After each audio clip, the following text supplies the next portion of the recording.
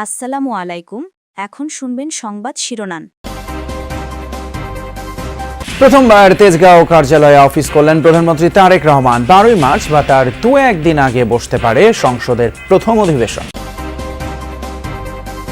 শ্রদ্ধা এবং ভালোবাসার ফুলে ছেয়ে গেছে প্রাণের শহীদ মিনার। সমতার সম্মানের বাংলাদেশ দেখার আকাঙ্ক্ষা সব শ্রেণী পেশার মানুষের। ডোনাল্ড ট্রাম্পের বৈশ্বিক শুল্কারোপ অবৈধ ঘোষণা করল যুক্তরাষ্ট্রের সুপ্রিম কোর্ট। নতুন করে আবার 10% আরোপ করলেন মার্কিন প্রেসিডেন্ট। আসসালামু আলাইকুম। এতক্ষণ দেখছিলেন সংবাদ শিরোনাম, এখন দেখবেন বিস্তারিত। ঈদের আগেই প্রতিশ্রুতি অনুযায়ী খতিব, ইমাম, মুয়াজ্জিন এবং অন্যান্য ধর্মীয় গুরুদের সম্মানী এবং উৎসব ভাতা দেবে সরকার।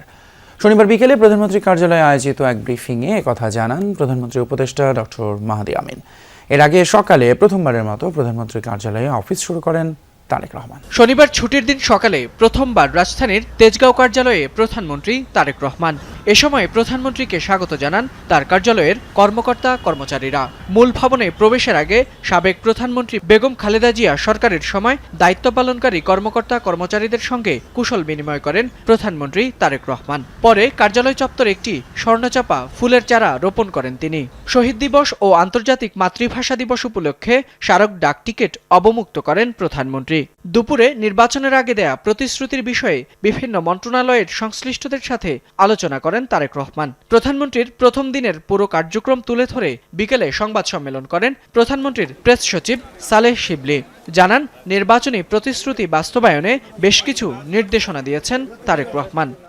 এই নির্বাচনের আগে বাংলাদেশের জনগণের জন্য উনি কি কাজ করবেন, দলের কি ম্যানিফেস্টো, বাংলাদেশের মানুষের জীবন মান উন্নয়নে ওনার কি কর্মসূচি, এই কর্মসূচি কীভাবে বাস্তবায়ন করা যায়, এই বিষয়গুলো নিয়ে উনি সারাক্ষণ কথা বলেছেন।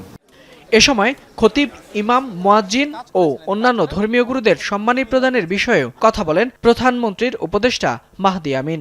বিভিন্ন মসজিদের সম্মানিত খতিব সাহেব, সম্মানিত ইমাম সাহেব এবং সম্মানিত মুয়াজ্জিন সাহেব সহ অন্যান্য ধর্মের যারা রয়েছেন সেসব ধর্মগুরুদের জন্য আমাদের একটা প্রতিশ্রুতি ছিল যে মাসিক সম্মানী এবং উৎসব ভাতা প্রদান করা হবে, এবং মাননীয় প্রধানমন্ত্রীর নির্দেশে একটি সিদ্ধান্ত গৃহীত হয়েছে যে ইনশাআল্লাহ এই ঈদের আগেই আমরা এটি পর্যায়ক্রমে শুরুর যে প্রস্তুতি সেটি সম্পন্ন করে কিছু কিছু জায়গায় ইনশাআল্লাহ সম্মানিত খতিব সাহেবদের, ইমাম সাহেবদের এবং মুয়াজ্জিন সাহেবদেরকে একটি সম্মানী প্রদান করব ইনশাআল্লাহ। মেধার ভিত্তিতে বৈষম্যহীন কর্মসংস্থানের বিষয়ে আলোচনা হয়েছে জানিয়ে মাহদি আমিন আরও বলেন, শিগগিরই জনগণের সামনে দেওয়া প্রতিশ্রুতি অনুযায়ী সকল কার্যক্রম বাস্তবায়ন শুরু করবে সরকার। আমাদের মাননীয় প্রধানমন্ত্রীর নেতৃত্বে আমাদের প্রতিশ্রুতিগুলো বাস্তবায়ন করা শুরু করবে ইনশাআল্লাহ। আগামী 12 মার্চ অথবা তার 2-1 দিন আগে বসছে ত্রয়োদশ জাতীয় সংসদের প্রথম অধিবেশন। শনিবার রাতে গণমাধ্যমকে বিষয়টি নিশ্চিত করেছেন বিএনপির স্থায়ী কমিটির সদস্য এবং স্বরাষ্ট্রমন্ত্রী সালাউদ্দিন আহমদ। তিনি জানান, সংসদের প্রথম অধিবেশনে স্পিকার ও ডেপুটি স্পিকার নির্বাচন করা হবে।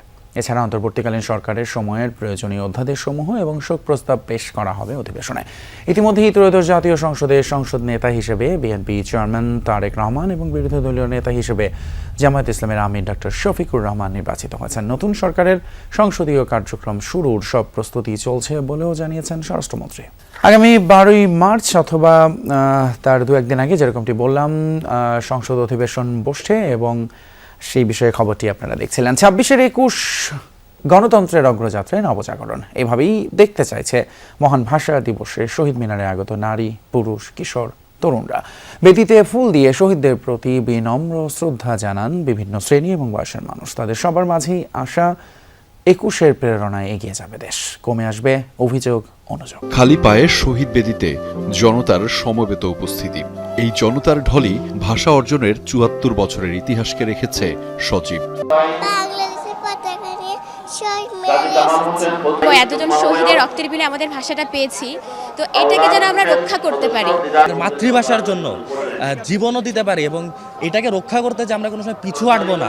21 মানে আমাদের হচ্ছে ভাষা শহীদের প্রতি শ্রদ্ধা। ফুল দিতে এসেছি। এইবার হচ্ছে খুবই প্রথম যে আমি হচ্ছে কেন্দ্রীয় শহীদ মিনারে আসতে পেরেছি। এটা আমার প্রথমবার বাবার সাথে এসেছি। জনতার কাতারে শামিল ছেলে বুড়ো সকলে, কপালে কবজিতে লাল সবুজের বাংলাদেশকে ধারণ করে এসেছে সেই প্রজন্ম, এই প্রজন্ম। আমাদের সন্তানদেরকে আমরা আসলে আমাদের দেশের ঐতিহ্য দেখানোর জন্য এখানে নিয়ে এসেছি। আজকের দিনে মর্মার্থটা তাদের উপলব্ধি করার জন্য আমরা আজকে তাদেরকে এখানে সরাসরি নিয়ে এসেছি। সেও যেন তার সন্তানকে এই ভাষা আন্দোলনের ত্যাগ, আমাদের ভাষার যে মর্ম তা যেন বোঝাতে পারে। আমার বাচ্চাও যেন 21শে ফেব্রুয়ারি মানে বুঝুক। বয়স, শ্রেণী পেশার ব্যবধান না থাকলেও প্রত্যাশায় আছে বাংলাদেশ ভালো রাখার তাগিদ। সবার চাওয়ায় মিল, দেশের রাজনীতি ও সংস্কৃতি কথা বলবে মানুষের পক্ষে। বাংলা সর্বস্তরে চালুর যে বিষয়টি, এটি চর্চার বিষয়, এটি মনে ধারণ করারও বিষয়। অসাম্প্রদায়িক, মানবিক, সমতা ভিত্তিক একটা বাংলাদেশের দিকে এগিয়ে যাব। আমাদের ভাষা, এটাকে আমরা সেই সম্মানটা দিতে পেরেছি, তবে এই সময় লাগবে আরো। দুর্নীতি এবং ধর্মান্ধতা 21-এর চেতনার পরিপন্থী। বাংলাদেশের সকল নাগরিকের সমান অধিকার, বিশেষ করে ধর্ম এবং জাতিগত বৈষম্য কোনো অবস্থায় গ্রহণযোগ্য নয়। নতুন সরকার এসেছে, তারা এই মব সন্ত্রাসীদের বিচার করবে। এই নির্বাচনের পরপরই দেখা গেছে এক ধরনের স্বস্তি মানুষের মধ্যে, স্বতঃস্ফূর্ত একটা স্বস্তি। প্রথমবারের মতো কেন্দ্রীয় শহীদ মিনারে ফুল দিয়ে ভাষা শহীদদের প্রতি শ্রদ্ধা জানিয়েছেন জামায়াতের আমির এবং সংসদের বিরোধী দলীয় নেতা ডাক্তার শফিকুর রহমান। এ সময় বিরোধী দলীয় নেতা শফিকুর রহমানের সঙ্গে বিরোধী দলীয় চিফ হুইপ নাহিদ ইসলাম, সংসদ সদস্য এটিএম আজহারুল ইসলাম, হাসনাত আবদুল্লাহ, আক্তার হোসেন সহ 11 দলীয় জোটের নেতারা উপস্থিত ছিলেন। শহীদদের আত্মার মাগফিরাত কামনায় দোয়া মোনাজাত করেন তারা। বিরোধী দলীয় নেতা জানান, রাষ্ট্রীয় আচারের অংশ হিসেবেই তারা শহীদ মিনারে গেছেন। পরে আজিমপুরে শহীদদের কবরে দোয়া মোনাজাত করেন জামায়াতের আমির। নাগরিক হিসাবে আমাদের নাগরিক অধিকারগুলো আমরা পাইনি। 47 থেকে 71-এও পাইনি, 72 থেকে 24 পর্যন্ত বা আজকের দিন পর্যন্ত এখনো নাগরিকদের জন্য অধরা রয়ে গেছে তাদের অধিকারগুলো। রাজধানীর আদাবর থানা ঘেরাও করে বিক্ষোভ করেছেন স্থানীয় এমব্রয়ডারি মালিক এবং শ্রমিকেরা। কারখানায় কিশোর গ্যাংয়ের হামলা এবং চাঁদাবাজির প্রতিবাদে থানায় অবস্থান নেন তারা। দ্রুত অপরাধীদের গ্রেপ্তারের দাবি জানান ভুক্তভোগীরা। শনিবার রাতে আদাবর থানার সামনে উত্তপ্ত পরিস্থিতির সৃষ্টি হয়। মালিক সমিতির অভিযোগ, রাসেল ওরফে কালা রাসেলের নেতৃত্বে একদল কিশোর গ্যাং সদস্য মুস্তাফিজুর রহমান জহিরের কারখানায় ঈদ উপলক্ষে মোটা অঙ্কের চাঁদা দাবি করে। চাঁদা দিতে অস্বীকৃতি জানালে দেশীয় অস্ত্র নিয়ে কারখানায় হামলা চালায় তারা, যাতে বেশ কয়েকজন শ্রমিক আহত হন। এই ঘটনার প্রতিবাদে মালিক ও শ্রমিকরা ঐক্যবদ্ধ হয়ে থানা ঘেরাও করেন। খবর পেয়ে দ্রুত ঘটনাস্থলে পৌঁছায় পুলিশ ও সেনাবাহিনীর সদস্যরা। বাংলা ভাষাকে ধারণ করতে হলে ইনকিলাব জিন্দাবাদ বলা যাবে না, সিরাজগঞ্জে এমনটাই বলেছেন বিদ্যুৎ, জ্বালানি ও খনিজ সম্পদ মন্ত্রী ইকবাল হাসান মাহমুদ টুকু। শনিবার সকালে জেলা প্রশাসনের আয়োজনে স্থানীয় শিল্পকলা একাডেমি অডিটোরিয়ামে এক সভায় অংশ নিয়ে কথা বলেন তিনি। মন্ত্রী বলেন, শোষণের জন্য বাঙালি রাষ্ট্রভাষাকে চেপে ধরা হয়েছিল। 1952 সালে ভাষা রক্ষায় জীবন দিয়ে বীজ রোপণ করে গেছেন শহীদেরা। আলোচনা সভায় জেলা প্রশাসক, পুলিশ সুপার সহ আরো অনেকেই উপস্থিত ছিলেন। ইনক্লাব, আরো কি সব নতুন ওয়ার্ড পাচ্ছি আমি, যেটা নাকি বাংলার সাথে কোনো সম্পর্কই নেই, যেটা নাকি বাংলাকে ঠেকিয়ে দেওয়ার জন্য ব্যবহার করা হতো। আচ্ছা, সেটাই আমাদের ভাষা হয়ে গেছে, আমাদের ছেলেদের ভাষা হয়ে গেছে। 18 মাস বন্ধ থাকার পর জামালপুরের বকশীগঞ্জে নিষিদ্ধ আওয়ামী লীগের কার্যালয়ে জাতীয় পতাকা উত্তোলন ঘিরে উত্তেজনা দেখা দেয়। শনিবার সকালে বকশীগঞ্জ উপজেলার বগরচর ইউনিয়ন কার্যালয়ে জাতীয় পতাকা উত্তোলন করা হয়। বিকেলে এই পতাকা নামিয়ে কার্যালয়টিকে গণ শৌচাগার ঘোষণা করেছেন জুলাই ঐক্য বকশীগঞ্জ নামের একটি সংগঠনের নেতাকর্মীরা।